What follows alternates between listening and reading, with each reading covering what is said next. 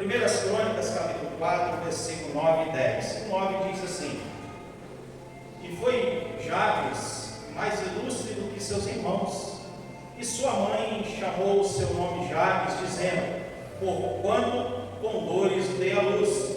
Porque Jabes invocou o Deus de Israel, dizendo: Se me abençoares muitíssimo, e meus termos ampliares, e a tua mão for comigo, e fizeres que do mal não seja afligido. E Deus lhe concedeu o que lhe tinha pedido. E para não fugirmos do termo da campanha, eu vou estar repetindo o texto da campanha, Isaías 10, 27.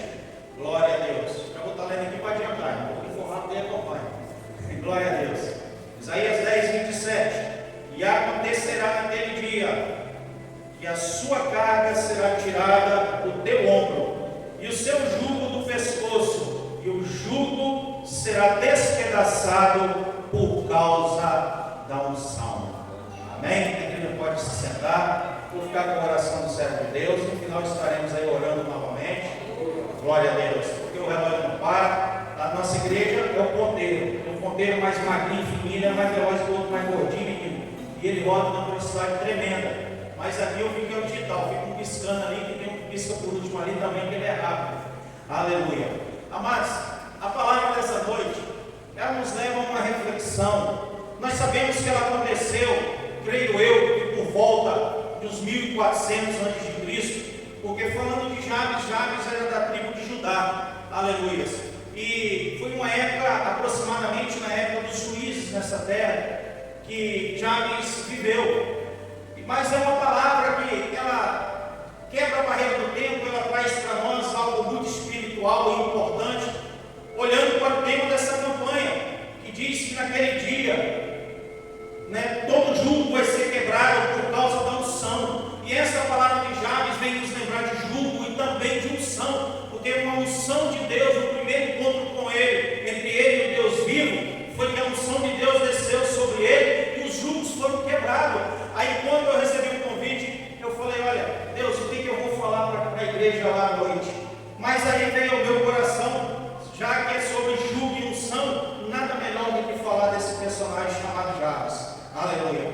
Jabes nasceu, amados, em uma época muito mais difícil do que a nossa geração, em termos, digamos assim, de vivência, porque hoje você pode sair na rua com a Bíblia na mão, anda para lá e para cá, mas naquela época, principalmente ali próximo às tribos, havia muitas batalhas ainda, e não havia nem documentação ou escritura de terreno. Então toda a família orava ao Deus vivo para que viessem filhos, mas que viessem filhos homens. E aí os filhos homens eram treinados, eram guerreiros, para poder proteger a terra, para proteger ali os termos daquela família. Aleluia. Porque poderia vir midianitas, poderia vir outros invasores e invadir, matar todo mundo e tomar posse da terra. Aleluia. Então naquela época, como não havia documentação de terreno, tinha que ter guerreiros. E aquela família orou a Deus pedindo mais um filho, e de repente uma certa mulher engravidou, e quando ela veio dar à luz, aleluia, a Bíblia nos narra que teve uma grande dificuldade para o nascimento daquela criança chamada Jabes. Aleluia. E naquela época também não existia medicina, nem hospital. E aí uma parteira foi fazer o parto, mas houve algumas dificuldades naquele parto. A criança não estava na posição correta. Então aí eles tinham que ir pela Bíblia, porque o servo de Deus, ele busca orientação na palavra de Deus, porque sem palavra também não há resultado da parte de Deus, como também não há unção. Essa campanha fala de unção, então nós temos que viver a palavra. Aleluia. E a lei dizia, principalmente a lei de Hammurabi, eu acho que são 613 aproximadamente, e com outras leis também que Deus criou através de Moisés, dizia que na hora de um parto, se houvesse dificuldade, a lei, a Bíblia mandava matar a criança e preservar a vida da mãe. Aleluia. Porque a mãe já estava viva, a criança não saberia o que seria dela. Então a lei era essa. E eles, como servos de Deus, veio a ordem quando a parteira falou: olha, ela está perdendo sangue, ela está com problema, a criança não entra na posição, o que nós vamos fazer? Aí o chefe da família falou: mata a criança. E aí aquela parteira subiu ali em cima de joelhos,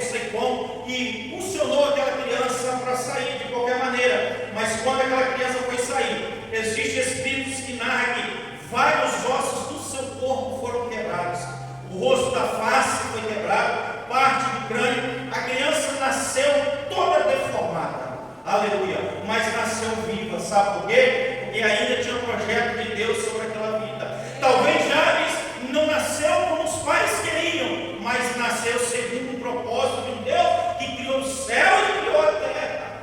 Aleluia. Glória a Deus. Só que quando viram a deformidade daquela criança, que ela não seria normal, houve uma rejeição por parte da família. Aleluia. Mas matar também não poderia, porque uma das leis diz que se eles matassem a criança, eles também seriam mortos por apedrejamento. E aí aquela parteira chamou uma mulher que eles davam o nome de Ama, que criavam crianças daquelas famílias mais ricas, os pais não davam cuidar, hoje eles falam babá, né? E aí pegou aquela criança, mas onde a criança ia viver se ela estava sendo rejeitada ali na casa grande daquela fazenda?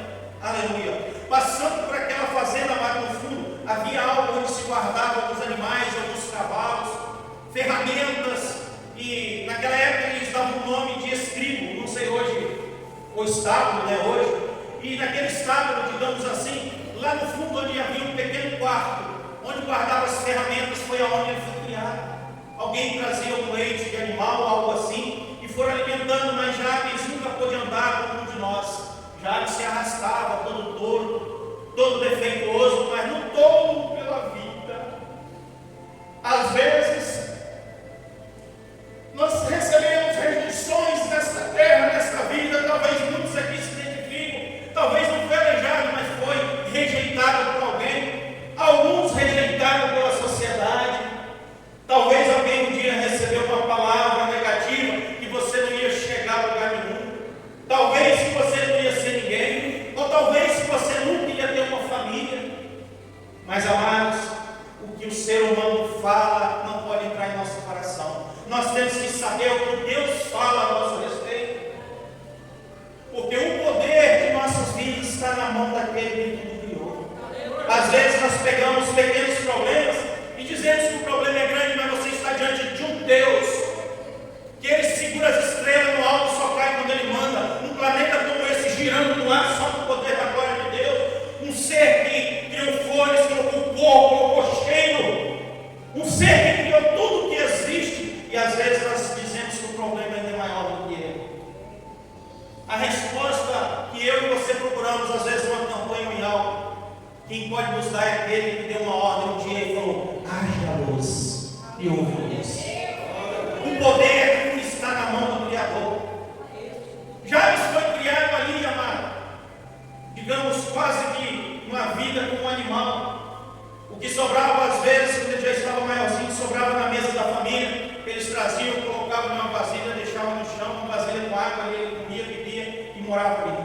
Por isso que ele pediu a Deus para ampliar os termos, as terras, que ele vivia dentro do pequeno quarto.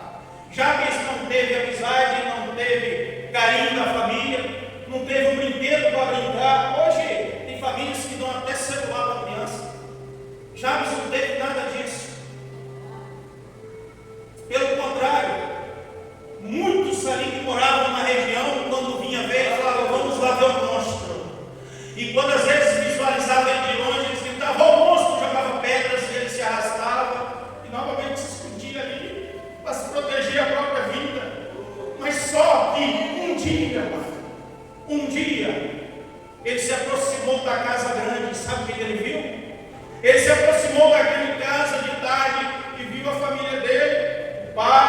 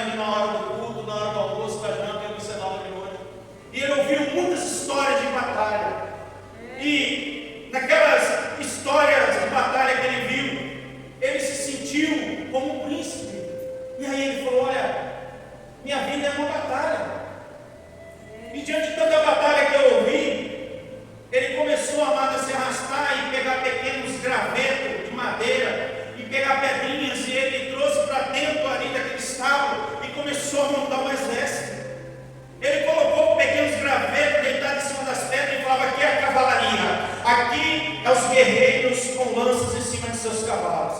E ele botava os gravetos atrás e falava: aqui é infantaria a pé, é os homens com suas lanças e escudos, é os seus homens com espada e escudo, e mais atrás ele botava pequenos gravetos meio inclinados e falava: e atrás é os arqueiros. Esses arqueiros vão lançar nuvem de flecha. E ele fazia uma pia de pedra, botava um palitinho de pé em cima e falava: e aqui sou eu, que é o príncipe Jabez.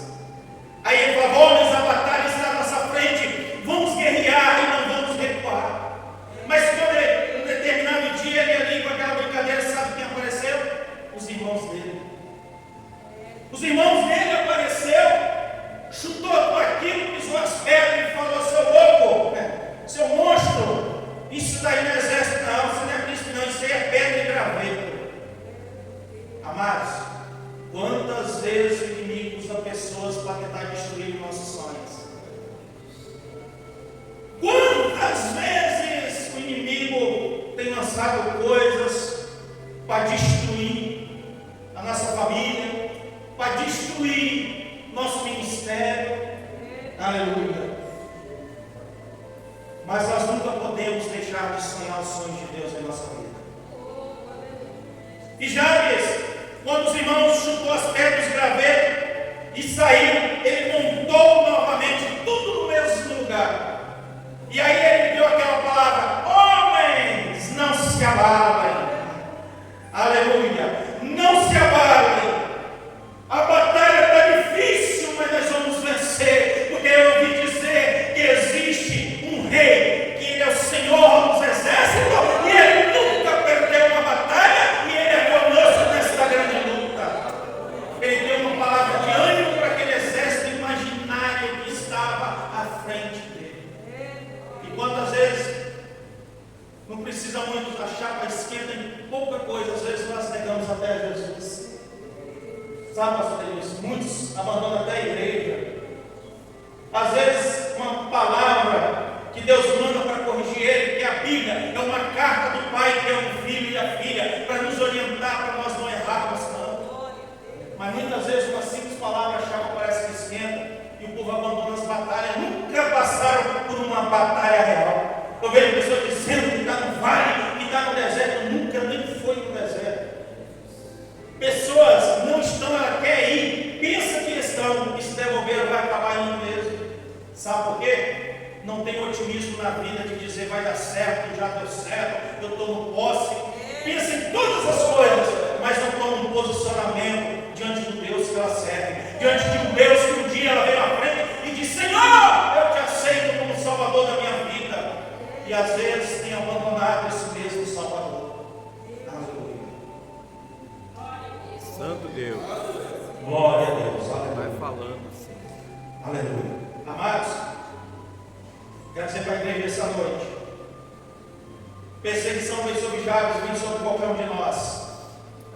Jesus, o próprio Jesus, sofreu tanta perseguição. Um dia ele estava num culto abençoado na sinagoga. E ao terminar o culto, a multidão pegou ele e levou para uma alta, uma colina que está lá no Evangelho de Marcos, para precipitar ele abaixo. Mas ele saiu andando, na verdade ele virou e saiu andando, passou pelo meio do povo e foi embora, e o povo não viu mais ele. Você sabe por quê? Quer saber por quê? Por causa da unção. A unção de Jesus dava livramento a ele, e essa mesma unção de Jesus que tem nos dado livramento, essa mesma unção que tem quebrado o jugo e tem libertado muitos do cativeiro, é a unção de Deus sobre nossas vidas. Ministério sem unção não é ministério. Evangelismo sem unção não é evangelismo. Vida de crente sem unção não é vida, amados. A unção, a presença de Deus tem que estar dentro de nós para nos libertar, para quebrar o jugo. E essa mesma unção que um dia vai nos transformar de dentro para fora em um corpo resplandecente. Aí você vai poder subir com mais. Aleluia.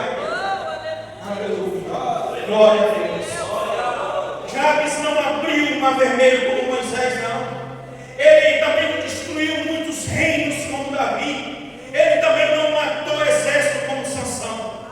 Ele não teve sabedoria como Salomão. Escute só, ele não construiu uma arca como Noé. Quer saber por onde vou resumir? Ele nem fez parte dos heróis da fé que salvo. Primeiro ele creu, depois ele se posicionou e depois ele orou. Entenderam o poder de uma oração? Por que a igreja está desde o princípio, desde Êxodo? Quase 4.000 anos a igreja existe. Por de oração e unção. Depois em Atos dos Apóstolos, ali para cá, só de Atos dos Apóstolos para cá, já tem 2.000 anos. Porque sempre no meio vai ter alguém com unção.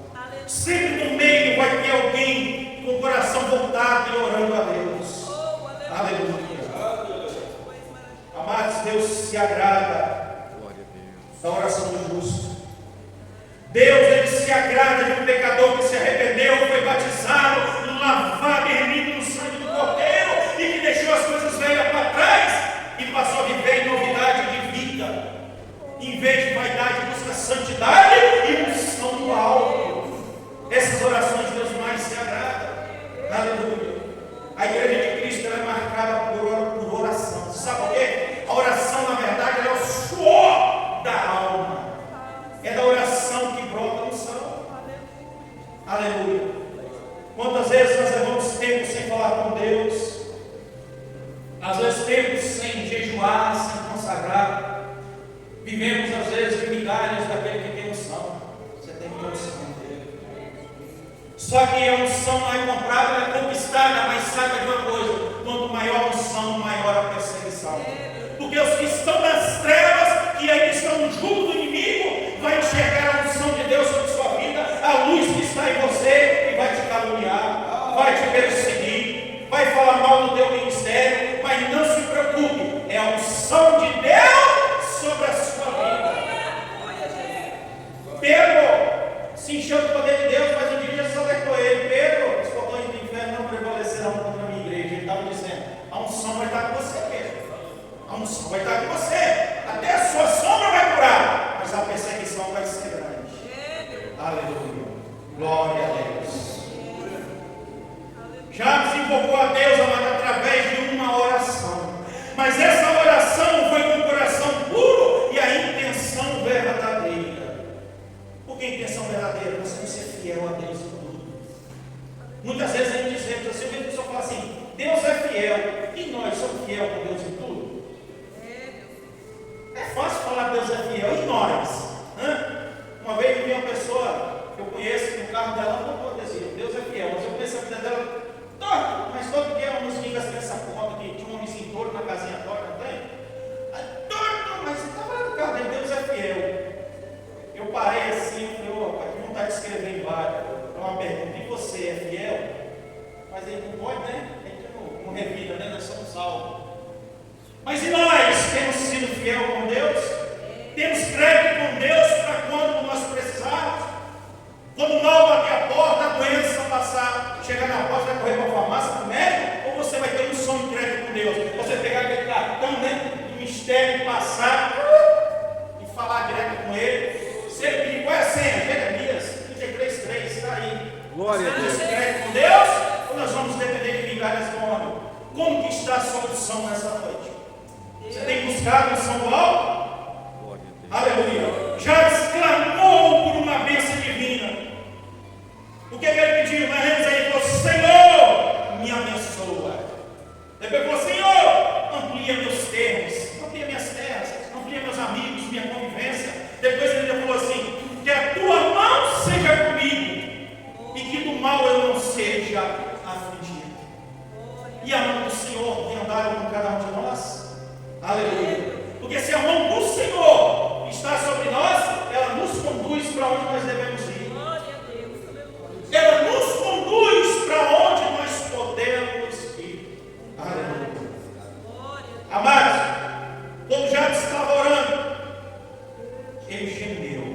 Como assim, pastor? Ele gemeu num esforço sobrenatural. Porque já tinha ouvido lá perto da casa grande os pais pregando sobre oração, sobre o joelho. Aí ele falou também: quero orar no joelho. Mas ele todo defeituoso, todo ali, digamos que nasceu com deformidade, ele fez um esforço sobrenatural e conseguiu se colocar sobre os joelhos. E ele orou. E quando ele clamou, alguém veio ao encontro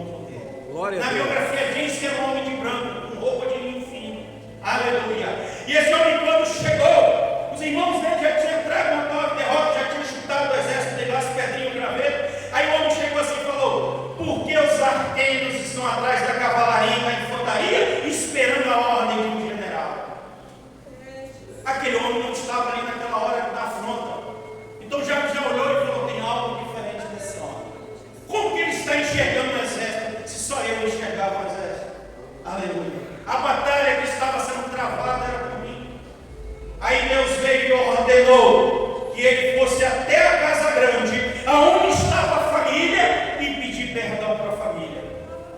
Jabes orando, todo lá, deficiente. Deus falou: está vendo a cortina ali? A cortina não é bonita igual hoje, na pele de animal. Passa por aquela porta, se arrasta até a casa grande, vai lá. Glória a Deus. E peça perdão ao seu pai, à sua mãe e a seus irmãos. Mas o homem sem unção, pastor Paulo, homem natural não entende. A pessoa, se passar e xinga ele, dá um tapa na cara dele, fala mal dos filhos dele, ele vai ficar esperando a pessoa vir pedir perdão. Está errado, não é assim que funciona não. O mundo espiritual é diferente do natural, a dimensão é outra. Lembre-se que você está na quarta dimensão, onde nada acontece através de você, só a unção de Deus. Nosso Deus está na sétima, ele tem todo o poder. Quando nada existia, ele disse: haja luz, houve luz. É uma dimensão espiritual que comanda a física. E é o mundo espiritual anda na contramão de direção. Não é quem erra que pede perdão, não, é você. Você foi ofendido, você tem que pedir perdão, porque o seu coração tem que estar puro. Às vezes a pessoa está irada, e o que acontece? Ela está irada, quer que aquela pessoa fracasse, isso, aquilo, outro. Não, irmão, você que está se matando, você está vendo que ele está bebendo um copo de veneno, ó. Vai criar dentro de você uma raiz de amargura. Existem doenças psicossomáticas, não palavra difícil, sou médico não. Psicossomática que fala, que ela vem da alma. Pessoas têm problema de rim, sofrem de rim, e não é natural, vem do espiritual. Doenças que o médico não cura, sabe por que é raiz de amargura? Pessoas amargas, que às vezes desejam mal do outro, ela mesma tomando veneno, vai morrer primeiro do que a outra. E Jabes, talvez, tinha alguma tristeza em ver a família que rejeitou ele, em ver a família comendo do bom e do melhor e ele não. Eles expulsaram ele, mas era ele que tinha que pedir perdão para ele ter um coração puro, um coração limpo, um coração voltado para Deus, para a unção de Deus encher ele. É como um dia, ixi, pastor, deu horário, mas escute só. Uma vez, há muito tempo, alguém falou assim, eu ouvi dizer que uma pessoa tinha falado mal de mim, muito tempo, tem mais de 10 anos. E aí, chegou o dia da ceia. E quando eu olhei a pessoa no primeiro banco, aí eu pensei comigo: Jesus, ela falou mal de mim. Se ela tomar a ceia, vai estar tomando indignamente. É réu do corpo e do sangue do Senhor, vai ser condenado ao inferno. E eu, como pastor, eu tenho que orientar para a pessoa não ir para o inferno. Falei: como é que eu vou salvar a alma dela? Aí eu falei: vou fazer um teste. Eu falei assim: fica de pé só os que vão ceiar. Ela levantou primeiro. Eu falei: pi, vai para o inferno, e agora? Aí eu entrei no desespero, porque a ceia, você não tem saída. Primeiro, se você falta a ceia, você está no pecado, pegou o nome de... esqueci o nome agora. Está negando ali. Faltou a ceia, você está em pecado. Porque você não tomou o sangue nem comeu a carne. Porque no João capítulo 6 diz: aquele que comer a minha carne e beber o meu sangue, eu ressuscitarei ele no último dia. Porque a minha carne verdadeiramente é comida e o meu sangue verdadeiramente é bebida. Aí a pessoa já vai estar condenada, não vai tomar ceia. Se Jesus voltar, fica. Meu Deus. Se ela vir e não tomar, a criatura vai saber que ela está em pecado. E se ela tomar, vai para o inferno. Ué, pastor, e aí? A saída é andar na presença de Deus, com o coração duro. Aí eu cheguei para a pessoa e dobrei meu joelho, caí na frente do joelho. Aí eu falei: me perdoa em nome de Jesus. A igreja toda parou, ué, que o pastor fez contra o irmão? Mas não era ele, estava contra mim. Mas eu vou explicar coisa espiritual para quem é natural. Isso é coisa de Deus e Deus. Se a pessoa quem é espiritual entendeu, quem é natural ficou sem entender. Aí eu levantei, o que é isso, pastor? Eu: me perdoa, irmão, libera perdão para mim. Aí ele: tá bom, pastor, te perdoo. Mas o que você fez? Eu falei: olha, eu aprendi que quando pede perdão, o outro também pede. Aí, então me perdoa. Eu falei: tá perdoado. O que você fez contra mim, pastor? Eu falei: só para ele não ouvir. Eu falei: não, você andou falando mal de mim aí, você ia tomar ceia indignamente.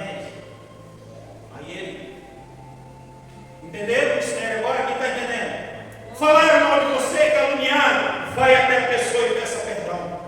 Pastor, e se ela não perdoar, não tem problema, é entre ela e Deus. Você fez a sua parte, o seu coração está puro, a sua alma está curada, e aí a unção de Deus vai te encher. Eu não sei, amado, se você já alcançou o que você veio buscar na campanha, mas se não veio, talvez algo possa estar atrapalhando, e talvez justamente é isso, falta de pedir perdão para alguém. Analisa a sua vida como está essa noite. Aleluia. Jairus, eu preciso do teu coração purificado. Vá lá e peça perdão para a família.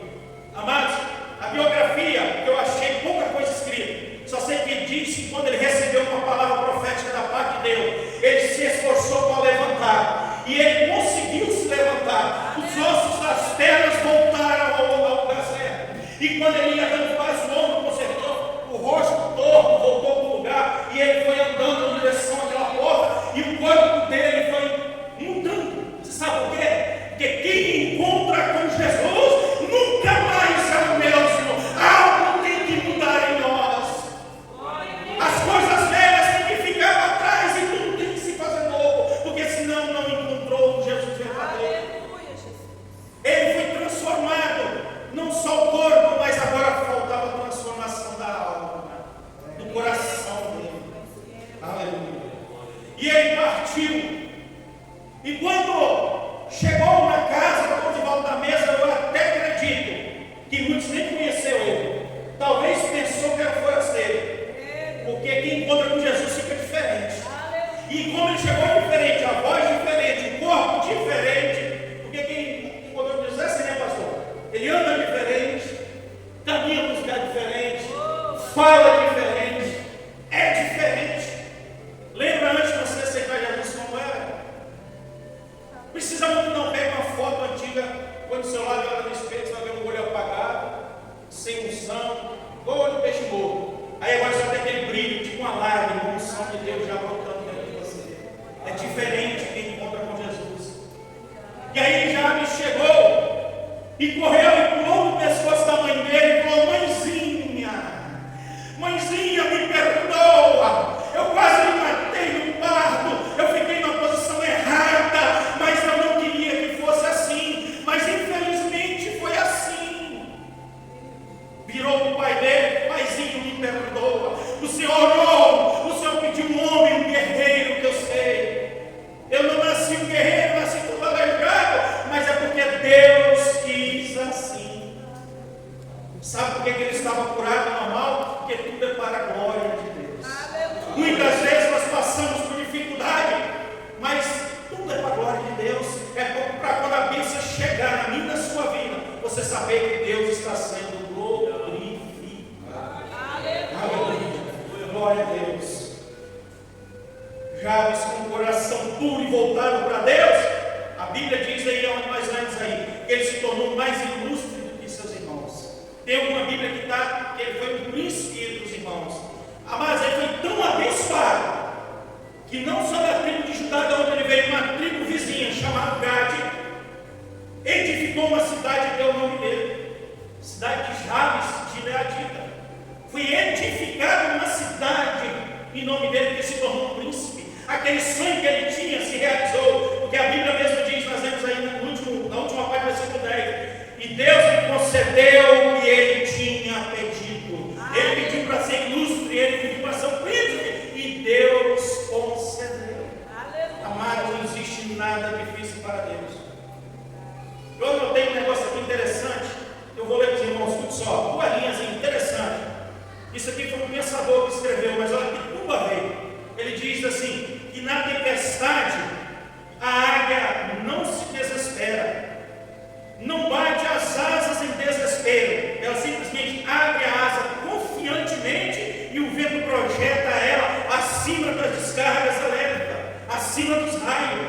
Depois da tempestade, aí o sol brilha novamente. Você está entendendo? Quando a dificuldade vem na sua vida, você está fazendo o quê? Você está olhando o alto com a área? Tem buscado algo do alto? Aleluia. Porque a campanha está dizendo que o jugo vai ser despedaçado por causa da unção. E a unção, ela só vem do alto. E para ter unção tem que estar com o coração puro. Você tem alguém perto de você, pergunta assim: como está o seu coração? Tem alguém perto? Pergunta aí: como está o seu coração? Diga assim: como está a sua unção? Pergunta para ele agora: como é que está a sua unção? Não precisa responder não, só pergunta.